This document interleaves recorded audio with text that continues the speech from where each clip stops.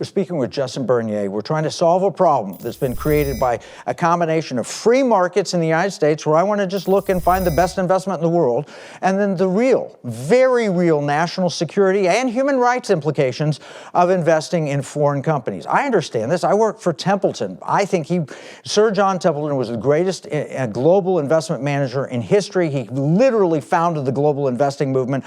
I was personally hired by him. I worked for him. We managed about $2.5 billion in a division that I headed at the end of my tenure there and helped build. I wrote the business plan for it. I love global investing.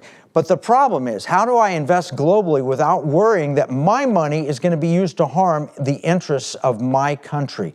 Justin, you've got a solution. Tell us about it. Well, Kevin, that was our quandary too. How do Americans invest overseas without having to worry about funding the enemy? And so we put in a process, 9 different screens, National Security Index, and we have an ETF. We're starting to actually talk to state pension funds because they're very interested in taking out this stuff too. We're at nationalsecurityindex.com if folks want to check us out there. But we have 9 different screens that are on our website. You can take a look at them.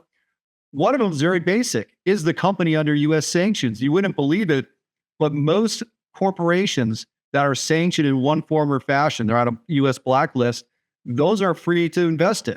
There are no capital restrictions. Let's stop here a second. What you just said, we're sanctioning foreign companies because they're a threat to our national security, and yet people are unwittingly investing in them through other investment managers. Is that correct? Did I get that right? Yeah, that is correct. And it happens in a couple different ways. In some cases, an actual sanctioned company that you can invest in, they just drop down a subsidiary and they soak up U.S. capital that way. In other cases, say the Commerce Department has a block on a company. They don't want them getting their hands on any U.S. technology whatsoever, but there are no restrictions on the outbound capital. So we just do the very basic right there on screen number 1. We take out those bad actors. Now, that's something that Wall Street could easily do. They have the researchers to do it. They choose not to. Another screen that we have is this company a supplier, is it a defense firm for the PLA? Does it make weapons? Then we have a human rights screen. We go down the list. Are they involved in the South China Sea, where the U.S.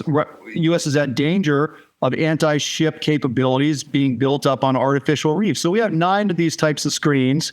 After we get through picking out all those companies, the investor is left with what we believe is a safe way to get access to global markets. So this is the beautiful thing, is you have the opportunity to get the benefits of global investing, which I'm a big fan of, while at the same time not worrying that your capital is going to be used against human rights or against our own nation's security. Now, I also believe a lot in investing in the United States. And do you do any domestic investment? We don't, Kevin. There's a lot of great managers out there that do that. One thing to consider, a lot of the big companies that we're investing in, they're also doing business in the United States, of course. So it's more interconnected these days, but we want to have the investors give them that opportunity for the international sleeve so they can manage how much US they want and how much international. All right, I admire and respect that. I mean, specialist global investing, when we were at Templeton, that was our specialty. And I get it. We didn't get the S&P 500 portfolios when we'd manage very often. We mostly got foreign. But I do think that there's probably a real need to look at American companies that are also sold out to Chinese interests, because there are a lot of those that we need to dig through and find out to make sure those companies aren't doing woke things that harm our values. So we've actually started an institute, National Security Investment Consultant Institute, NSIC.org, where we work with financial advisors to find people exactly like you, Justin.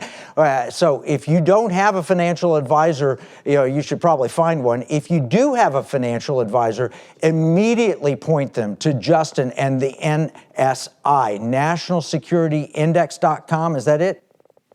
That's right, Kevin, nationalsecurityindex.com.